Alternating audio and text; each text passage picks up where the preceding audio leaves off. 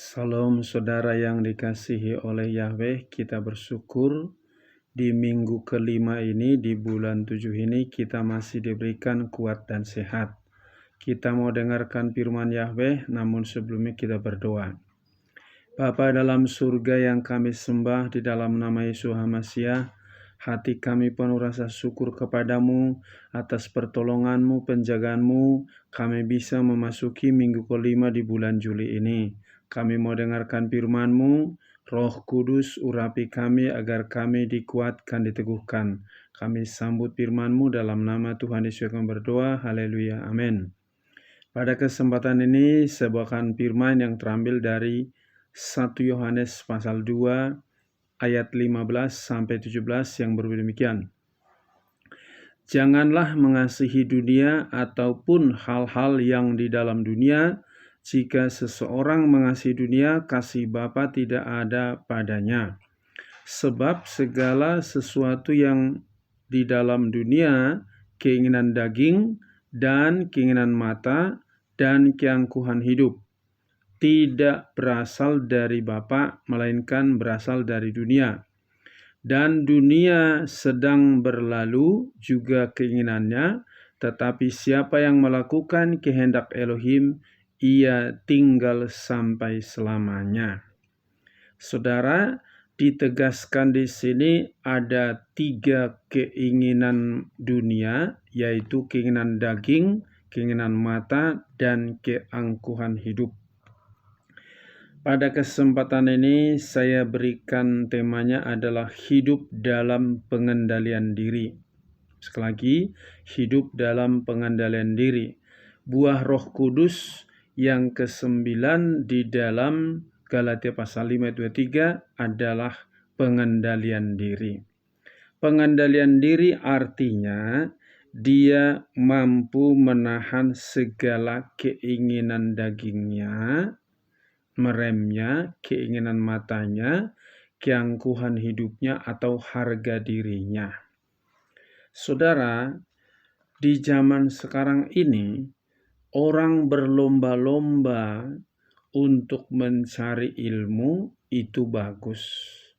Tetapi jika seseorang untuk mencari ilmu hanya untuk kesombongan, itu sama dengan harga diri, keinginan, yaitu keinginan harga diri tadi.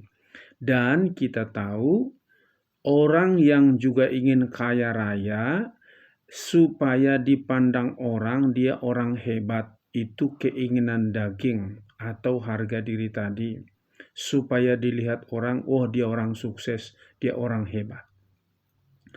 Maka kita ketahui siapa otak daripada 3 keinginan tadi, yaitu keinginan daging, keinginan mata, dan keangkuhan hidup tadi.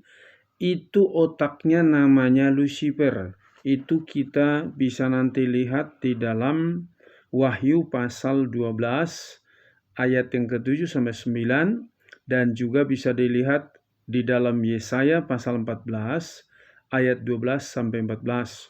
Di situ iblis mengatakan, "Aku akan mendirikan tahtaku di atas tahta yang maha tinggi." Itu adalah otaknya Lucifer, menyombongkan diri, membuat angkuh.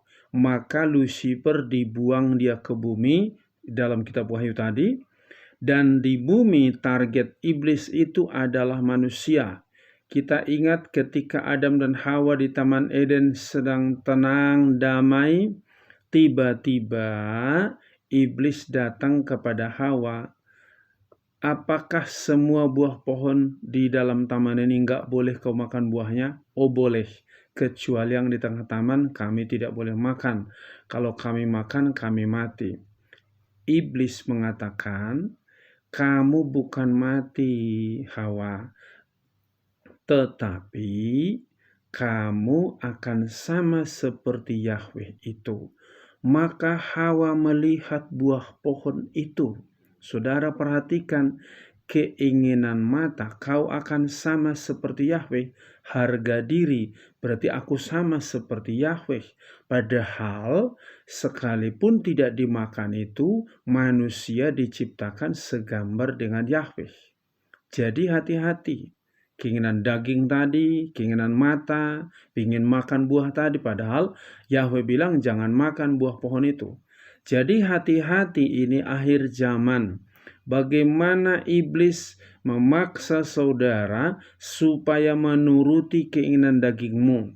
Apa keinginan dagingmu? Senangnya makan, minum, pesta pora. Apalagi keinginan daging, senangnya tidur melulu. Malas-malasan, itu keinginan daging. Apalagi keinginan daging, ingin penampilan hebat, berpakaian yang hebat, dan segala macam. Semua itu keinginan daging. Kenapa penampilan yang bagus? Supaya dilihat oleh orang lain, itu keinginan mata. Dan kita tahu di dalam Amsal 16 ayat 32 dikatakan, lebih baik orang yang lambat marah daripada orang yang kuat dan yang menguasai rohnya daripada yang merebut kota. Jadi orang yang bisa mengendalikan dirinya, sekalipun dipandang dia rendah, hina, dia tidak peduli. Yang penting dia mau taat kepada firman Yahweh. Bagaimana caranya supaya kita dapat mengendalikan diri? Kita harus hidup di dalam Tuhan Yesus.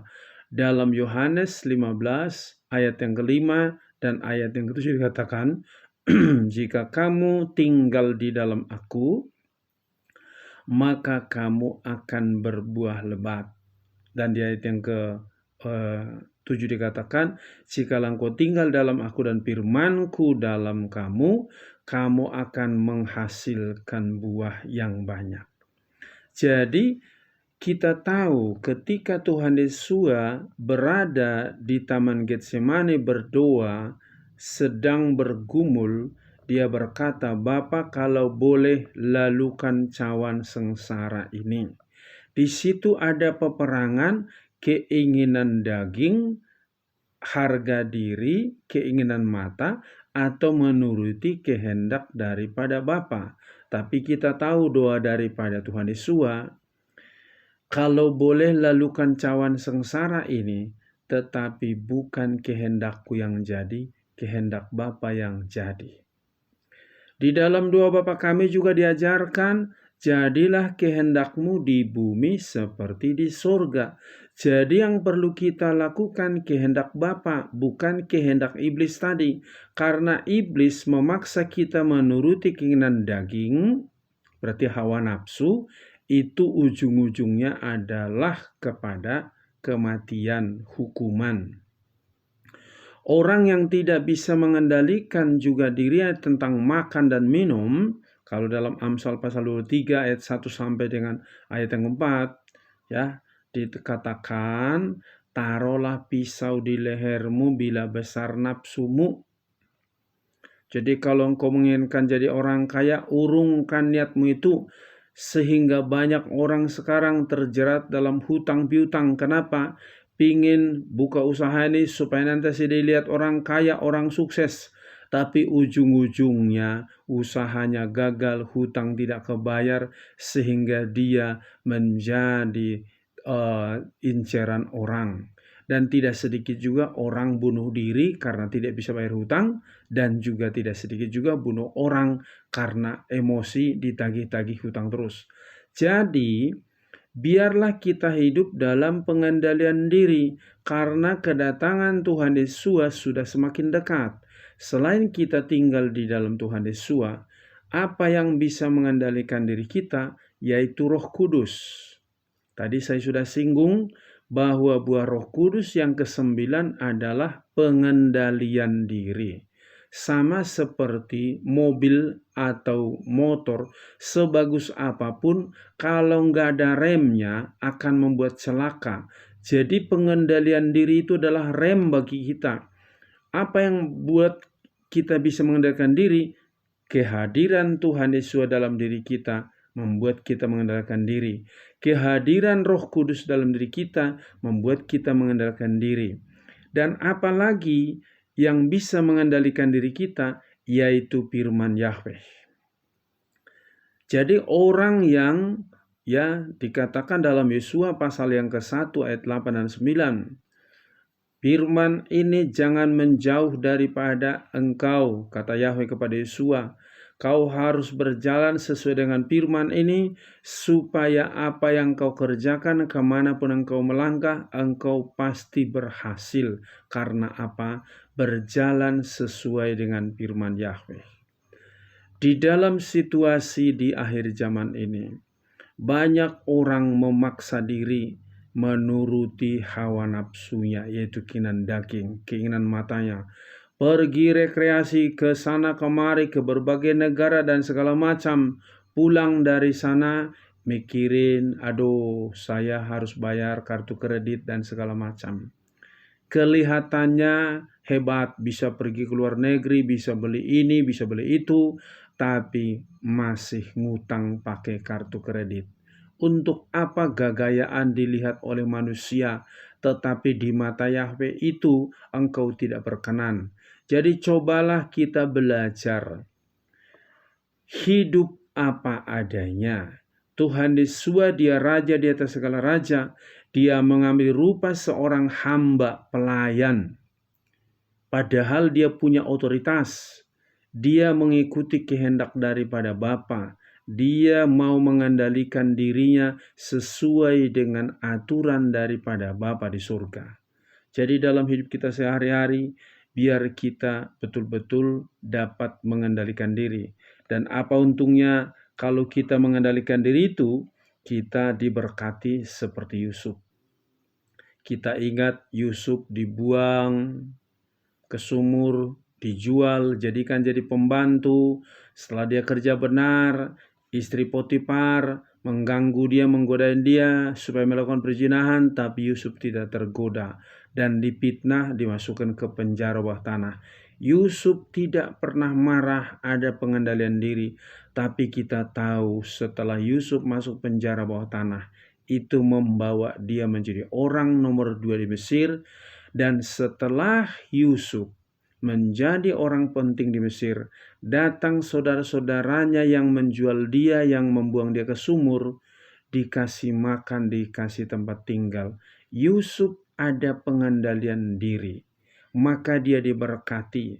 Jika engkau ingin diberkati, bukan hanya materi, yang paling utama kalau kita ada pengendalian diri, hati kita tenang, damai, tidak perlu membalaskan kejahatan dengan kejahatan.